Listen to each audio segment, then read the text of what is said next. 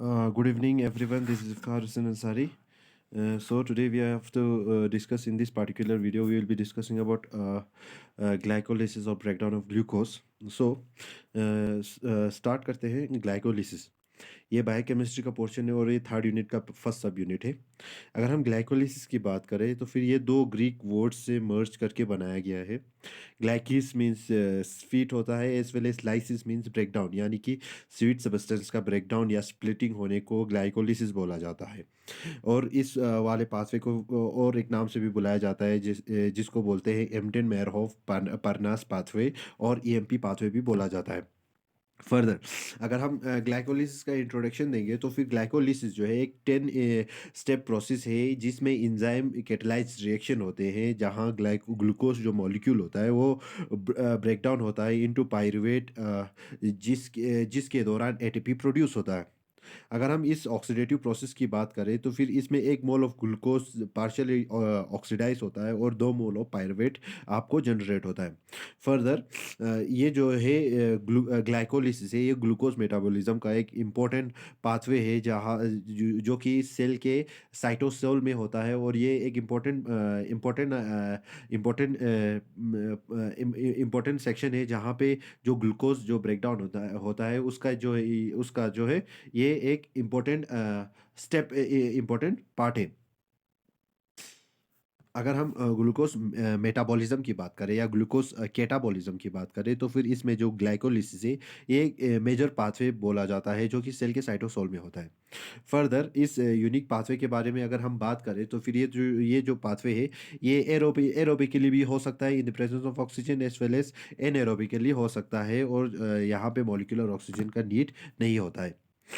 और ये अगर हम ग्लाइकोलिसिस की बात करें तो फिर इसमें फॉर्मेशन ऑफ लैक्टेट होता है पायरुवेट में से। अगर हम एक्सटेंडेड पाथवे अगर हम देखेंगे ग्लाइकोलिसिस का तो फिर यहाँ पे पायरुवेट से लैक्टेट भी बनता है in absence of this oxygen, या एनएरोबिकली अगर हम देखेंगे तो फिर यहाँ पे लैक्टेट बनता है। अगर हम ग्लाइको पाथवे की अगर हम बात करेंगे तो फिर जो एरोबिक ऑर्गेनिजम्स होता है उनमें जो ये ग्लाइकोलिसिस है यानी कि ब्रेकडाउन ऑफ ग्लूकोज है, ये जो है सिट्रिक एसिड साइकिल और इलेक्ट्रॉन ट्रांसपोर्ट चेन का एक इम्पोर्टेंट एक प्रिल्यूडिंग यानी कि प्रिसीडिंग यहाँ पे ये एक केमिकल रिएक्शन है या ये कैटाबॉलिक रिएक्शन है जो कि सिट्रिक एसिड साइकिल और इलेक्ट्रॉन ट्रांसपोर्ट चेन से पहले होता है ग्लूकोज ब्रेकडाउन में। फर्दर अगर हम ग्लाइकोलिसिस की बात करें तो फिर ग्लूकोज कैटाबॉलिज्म में ये ग्लाइकोलिसिस जो है सेंट्रल रोल अदा करता है। अगर हम स्ट्रक्चरली इस चार्ट से अगर हम देखेंगे तो फिर ग्लूकोज का ब्रेकडाउन होता है, ऑक्सीडेशन होता है विया ग्लूकोलाइसिस, ग्लाइकोलाइसिस, और यहाँ पे हमारे पास पायरुवेट बनता है। फर्दर अगर हम उसका ऑक्सीडेशन देखेंगे विद थ्रू दिस प्रोसेस, अगर हम पेंटोस फॉस्फेट पाथवे के थ्रू देखेंगे तो फिर यहाँ पे हमारा एंड प्रोडक्ट होता है और राइबोलोज 5 फॉस्फेट बनता है। और अगर हम इसके अगर हम जब पॉलीमर बन रहा होता है, जब लेयर यानी कि सेल मेम्ब्रेन के लेयर्स के स्ट्रक्चर्स बन रहे होते हैं तब यहाँ पे भी ग्लूकोज यूज होता है और वहाँ पे एक्स्ट्रा सेलुलर मैट्रिक्स होता है और सेल वॉल के पॉलीसेकेराइड्स बनते हैं। फर्दर यहाँ पे अगर हम ग्लूकोज को स्टोर करना चाहें तो फिर ग्लूकोज स्टोर भी हो सकता है in the form of glycogen, starch and sucrose. Further अगर हम ग्लाइकोलिसिस की बात करें तो फिर ग्लाइकोलिसिस जो है वो दो मेन फेज में चलता है।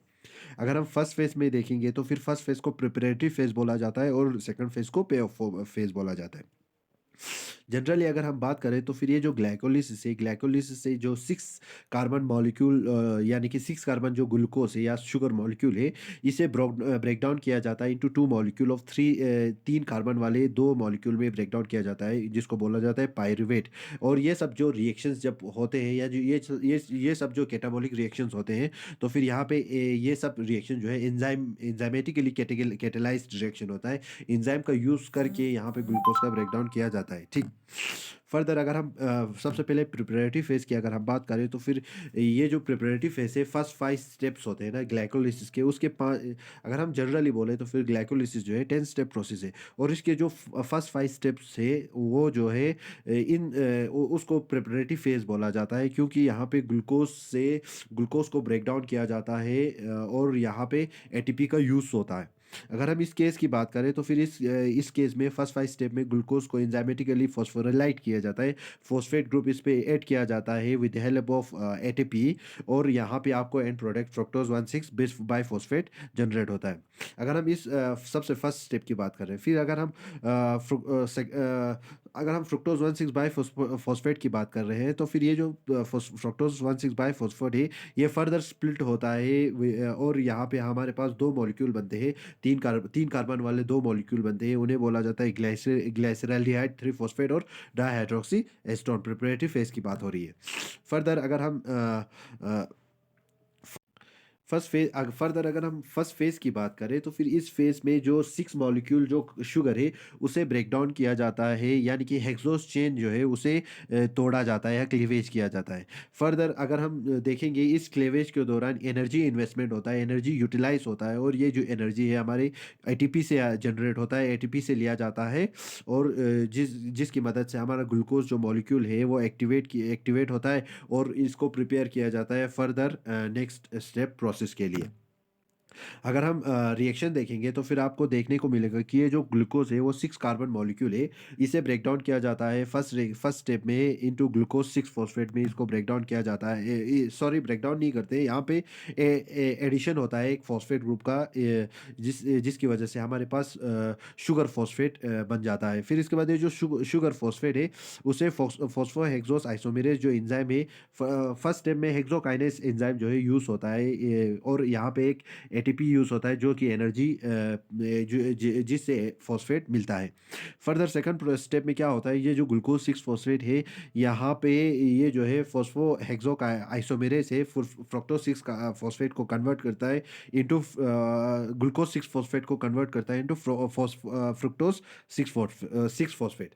फर्दर इसके बाद जो स्टेप होता है, उसमें जो फ्रुक्टोज 6 फॉस्फेट होता है, उसे उस पे और एक फॉस्फेट ग्रुप ऐड किया जाता है, और ये जो एटीपी और ये जो फॉस्फेट ग्रुप है वो एटीपी से आती है, और जो एंजाइम यूज़ होता है यहाँ पे वो होता है फॉस्फोफ्रुक्टोकाइनेज, और इसकी मदद से जब हमारे पास एंड प्रोडक्ट मिलता है, वो फ्रुक्टोज 1,6 डाइफॉस्फेट या बाइफॉस्फेट बोला जाता है। फिर इसके बाद जो एल्डोज एंजाइम है, एल्डोज एंजाइम यूज़ करके यहाँ पे 2 कंपाउंड, यानी कि ये जो 6 कार्बन, ये जो 6 कार्बन मॉलिक्यूल है, इसे ब्रेक डाउन किया जाता है इंटू 3 कार्बन मॉलिक्यूल, यहाँ पे भी 3 और यहाँ पे 3 कार्बन मॉलिक्यूल बनाया जाता है, और ये जो 2 मॉलिक्यूल है ये होते हैं dihydroxy acetone 3 phosphate as well as glyceraldehyde 3 phosphate, और यहाँ पे ये जो 2 मॉलिक्यूल है, ये एक दूसरे के साथ with help of this enzyme isomerase convert किया जा सकता है। फर्दर इसके बाद आपके पास पे ऑफ फेज़ आ जाता है। पे ऑफ फेज़ में हम देखते हैं कि ये 5 स्टेप प्रोसेस है, जिसमें क्या होता है कि एटीपी जो है रिलीज़ किया जाता है, यानी कि एनर्जी यहाँ से रिलीज़ होती है।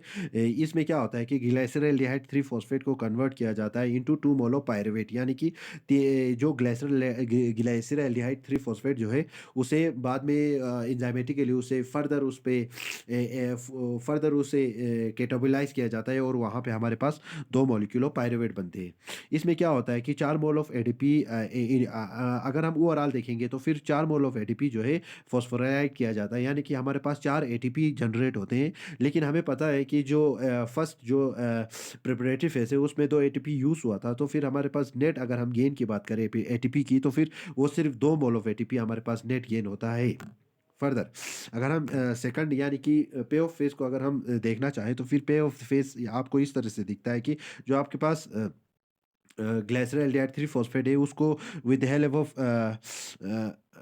ट्राइओस फॉस्फेट डिहाइड्रोजनेज जो एंजाइम है, इसके मदद से यहाँ पे क्या होता है जना का, तो जो एनएडी है वहाँ पे एक एच जोड़ा जाता है फर्दर, और यहाँ पे इसका कन्वर्जन होता है, यानी कि यहाँ पे और एक फॉस्फेट का एडिशन होता है, और आपके पास एंड प्रोडक्ट बनता है इस वाले स्टेप में 1,3 डाइफॉस्फोग्लाइसराइड।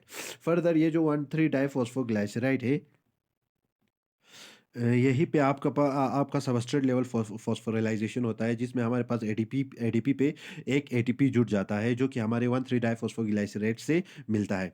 फर्दर इसके बाद हमारा क्या होता है कि जो 1,3 ग्लाइसरेट है, उसे कन्वर्ट किया जाता है with the help of this phosphoglyceric acid kinase, और यहाँ पे एक फॉस्फेट ग्रुप को ऐड किया जाता है टू एडीपी। इस वजह से यहाँ पे इसको बोला जाता है डायरेक्ट एडीपी पे जब फॉस्फेट ग्रुप ऐड किया जाता है, तो फिर यहाँ यहाँ पे बोला जाता है सबस्ट्रेट लेवल फॉस्फोराइलेशन और हमारे पास एंड प्रोडक्ट मिलता है 3-फॉस्फोग्लाइसरेट। फिर इसके बाद जो 3-फॉस्फोग्लाइसरेट है उसे फर्दर कन्वर्ट किया जाता है with the help of this phosphoglyceromutase. इसकी मदद से यहाँ पे क्या होता है कि जो थर्ड कार्बन पे जो फॉस्फेट ग्रुप जुड़ा हुआ होता है उसे उसे शिफ्ट किया जाता है टू दी सेकंड कार्बन और यहाँ पे हमारे पास एंड प्रोडक्ट बन जाता है 2-फॉस्फोग्लाइसरेट।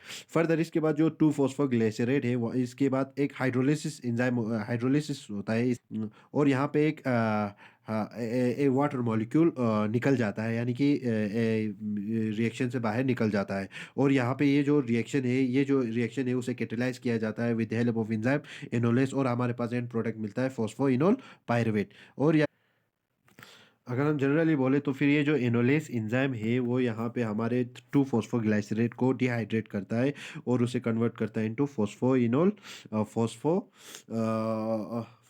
पायरुवेट।